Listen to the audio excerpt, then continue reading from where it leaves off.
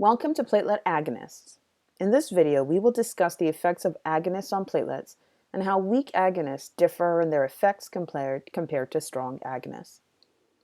By the end of this video, we will discuss the following take-home points. All platelet agonists promote platelet activation and aggregation. Strong agonists not only promote platelet activation, but also promote granule secretion. The strongest platelet agonists are thrombin and collagen. Let's start by taking a look at some platelets. Platelets tend to continue in an undisturbed state until they receive a signal that causes platelet activation. This signal typically also causes platelets to stick to surfaces in a process known as adhesion.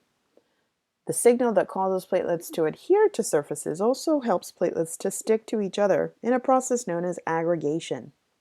This signal could also go a step further and allow platelets to release their platelet granules in a process known as secretion.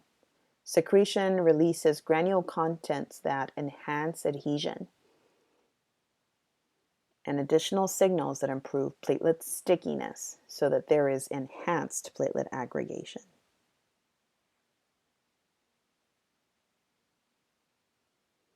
Now let's focus more in detail on the strength of these signals that are also known as agonists. In general, there are two types of agonists. The first kind of agonists we will discuss are weak agonists. Weak agonists act on platelets to cause activation. They also promote platelet aggregation, but they do not promote platelet secretion. Most agonists are weak agonists. An example of a weak agonist is adenosine diphosphate or ADP.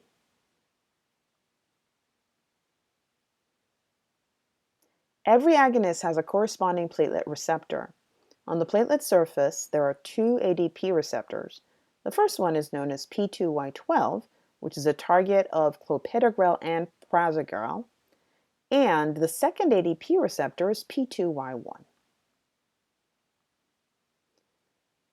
Let's focus our attention now on strong agonists. Strong agonists act on platelets to cause activation and aggregation, but they also go one step further in that they cause platelets to release their granule contents in a process known as secretion.